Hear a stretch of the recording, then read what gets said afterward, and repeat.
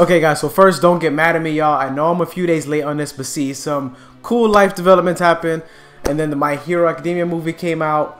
So now I'm here on my birthday being dedicated and giving you guys part 2 to my Skypia wrap up. So, picking up after where I left off, the Straw Hats successfully ride the knock-up stream into the sky, and they make it into a sea of clouds.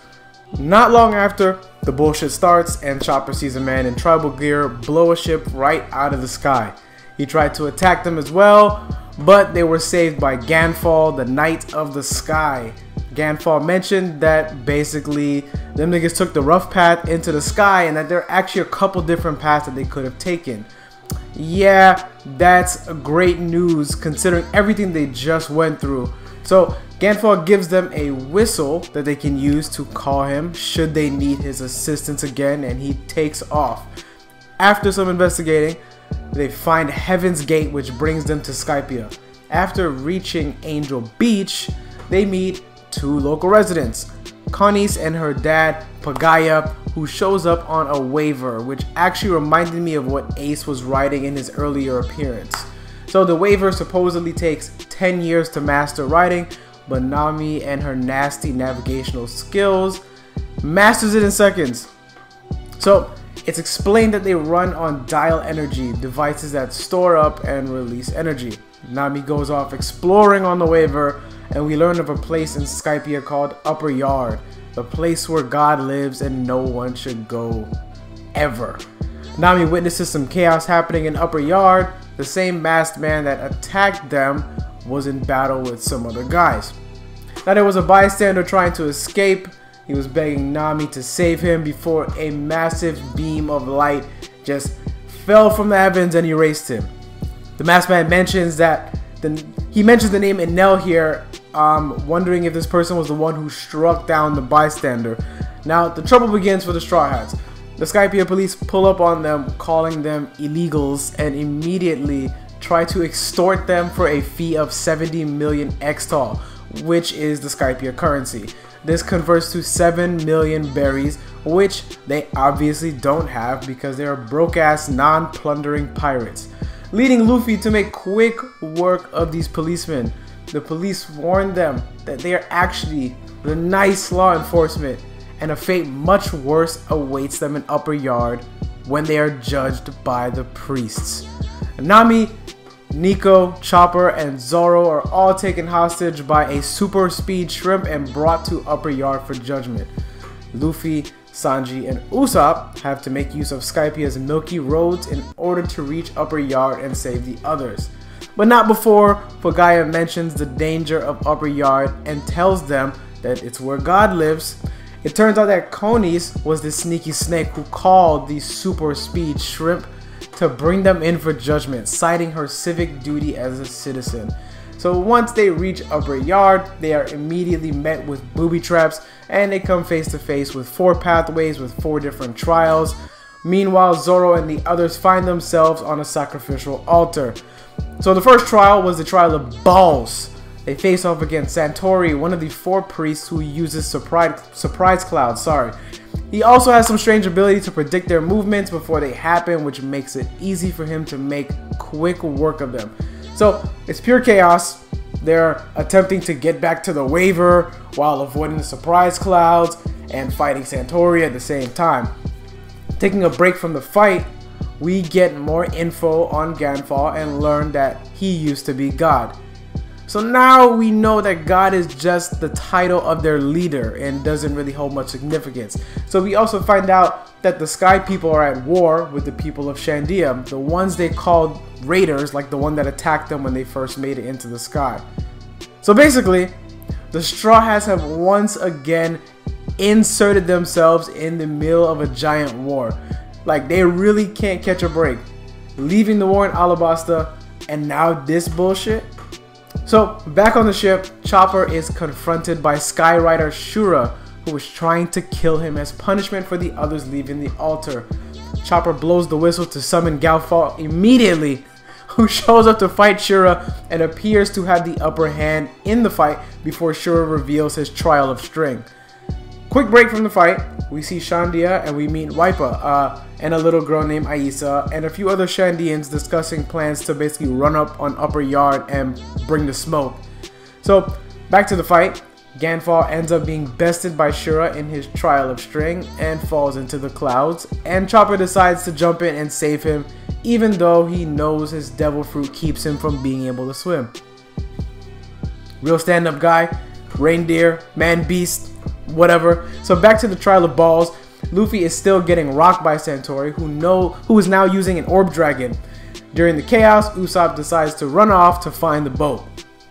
Luffy finds out that the dragon is being controlled by a rope, snaps the rope. It makes Santori basically almost take himself out with his own creation. So he manages to escape the explosion caused by the dragon, but doesn't realize that Luffy is attached to his back. I don't know how he didn't realize that. So he mentions something about his rhythm being thrown off and not being able to use his mantra. So I'm guessing that's what he was using to predict their movements. Sanji wakes up after being knocked out previously and says probably one of my favorite lines in the arc. He tells Santori to shut your mouth or the flavor will escape, before launching into an epic ass spin kick to finish him off. In Shandia, Wipa is talking to Aisa about her mantra. I'm guessing she can hear the sounds of people. She mentioned she can no longer hear Ganfall or Santori, which means they've been wiped out or knocked out. I'm guessing one of the two. So the Shandians begin their assault on Upper Yard, and there's just so much things in motion at this point that I'm pretty much on the edge of my seat. These people literally cannot keep themselves out of trouble. What are the odds you make it to a mysterious sky island and all these people are in the middle of a massive war? So Chopper and Ganfall are somehow saved while Zoro, Nico, and Robin continue moving through the forest and stumble on the other half of Mont Blanc Cricket's house. So apparently Upper Yard was originally a part of Jaya and somehow ended up in the sky. So Luffy, Sanji, and Usopp make contact with Wipa on their way to the next trial. Wipa launches an attack that Luffy is able to repel and then tells his men to just basically ignore them. War is now in full effect and the Shandians are in heated battle with the priests of Upper Yard. So the Straw Hats reunite and update each other on what's been going on.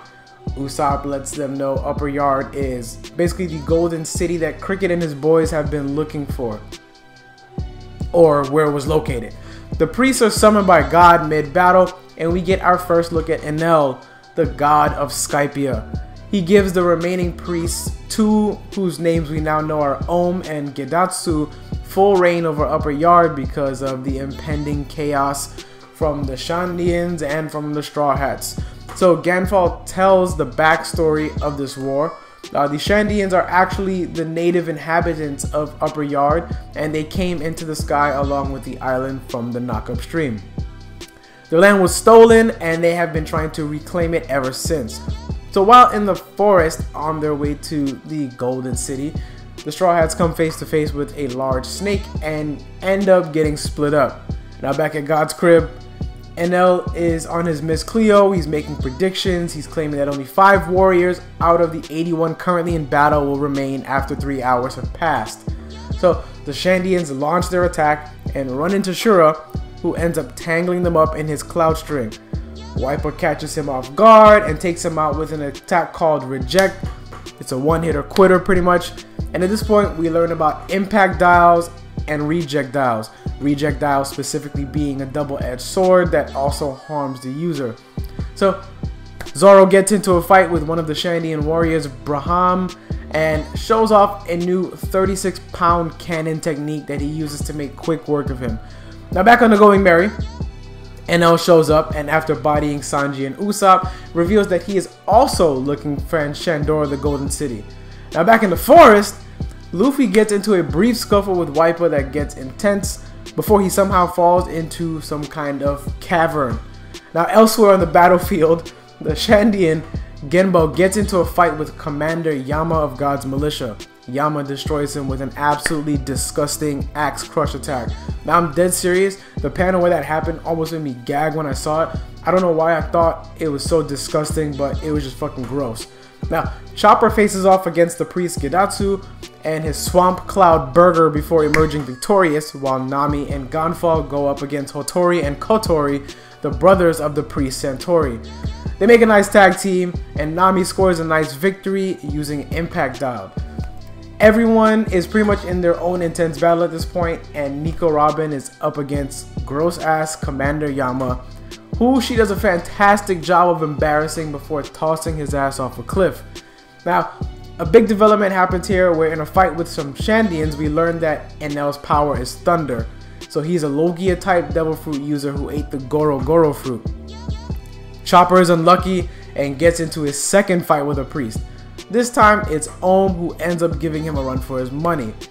Now, following up with Luffy, it turns out that this cavern that he fell into is actually the belly of the giant fucking snake. How he ended up in there, I have not a single idea, but it ends up swallowing Nami, Gonfall, and Aisa as well. Wiper gets closer to his goal and runs into Ohm. Zoro and Ganfall also show up at this point, with Luffy making his special guest appearance from inside the snake's stomach. Nico Robin is still off on her own exploring the ruins, then manages to find the golden city of Shandora. Now, it's just pure chaos. Everyone is fighting. The snake is going ham because of Luffy. Ohm sets up his White Thorn deathmatch, turns his whole shit into WWE. Enel shows up outside the cage match and kills Locky, who's Wiper's friend. And then we have Zoro facing off against Ohm, and he defeats him with his 108-pound cannon. So where and when the fuck did he learn all these random badass techniques? Anyway, Nico Robin finds poneglyphs. Shandora was destroyed fighting to protect these poneglyphs. Now Enel shows up. Turns out he already took the gold from Shandora, and now there's mention of a gold bell, which seems important. Enel reveals that his plan is to make Skypiea fall back to the sea. He's been building his Maxim Ark, which is a flying ship, to take him to the Endless Earth. Enel brings the whole place down, and everyone falls to Shandora. Then the snake starts acting really funny, it's crying tears of joy, and it's exciting before Enel bucks it up with his Thor attack. Then Enel lays out his survival game, says one person needs to be eliminated, but unfortunately for Enel, everyone is with the shits. Enel takes out Ganfall and tells the remaining 5 he will bring them into his new world. Of course they decline, and Nico Robin is attacked after mentioning the golden bell again. So Wiper jumps in and attacks Enel. He claimed to be draining his power with some kind of sea stone before he hit him with reject and killed him. Now somehow Enel manages to restart his own heart and bodies Wiper and Zoro with some lightning beasts. Nami is taken aboard the Maxim as the last remaining person, and Luffy finally escapes the snake and shows up to the Maxim. And as I predicted would happen, after learning that Enel's power was thunder, his attacks have no effect on Luffy since he is rubber. Luffy is his natural enemy and has the upper hand. Enel is able to tip the scales in his favor by using his mantra, and Luffy counters with his Gomu Gomu Baka, basically his form of Drunken Master. Now let me just say, that was one of my favorite parts of the arc. Luffy used the wall to rebound his punches so that Enel couldn't predict them with his mantra, and hit him with his rifle attack. Enel counters by using the gold wall on the ship to trap Luffy's arm in a giant gold ball, and sends his ass flying off the ship. Usopp and Sanji now sneak onto the Maxim to save Nami, and Nico Robin mentions that the Maxim is headed for the gold bell. Now here we get a huge break from the story, and we get some epic backstory of Shandia and the gold bell. A well-crafted mini-story that documented the build-up of the relationship between Mont Black Nolan, who is Mont Black Cricket's ancestor, and the Shandian warrior Kagura. Now we see how the sound of the gold bell drew Nolan and his men to the island. We see them go from enemies to friends, and then back to enemies briefly after an ironic twist. So Nolan promised to heal the sick Shandians, and it turns out that the root, no pun intended, of the sickness were the specific trees that the Shandians had revered as holding the souls of their ancestors. So after the misunderstanding was cleared up, Nolan went home to tell the king of the Great Golden City. And however, the knock-up stream sent that portion of the island into the sky shortly after his crew's departure. This led Nolan to be considered a liar and led to his execution. Now back in the present, Luffy makes his way back to Enel, who has just found the gold bell. Luffy wants to ring the bell so that Cricket knows that the Sky Island does exist, and in epic fashion, Luffy hits Enel directly into the gold bell with his Gomu Gomu rifle, and it was clever since his hand was in front of the gold ball and negated the electricity, but Enel still took the full impact of the solid gold. So the ringing of the bell signaled the end of the war. Cricket hears the bell, and the giant shadows that we saw in the beginning were explained. They were actually just shadows cast by sky people who were blocking the sun. So Robin deciphered the poneglyph, and it was more text about some powerful weapon. More text shows that Gold Roger had actually made it to Sky Island about 20 years prior. And Ganfall also mentions the resemblance between Luffy and Gold Roger, and Robin once again mentions the D. The D, y'all. With that, once again, the war is now over, and the Straw Hats have once again returned peace in a war they had no business inserting themselves in. So overall, this arc was fantastic. I mean, great lore, great world building, a fantastic villain, a nice air of mystery, fights, chaos, the whole nine. This arc had it all. It was pretty flawless to me, and all y'all hyping up that it gets better.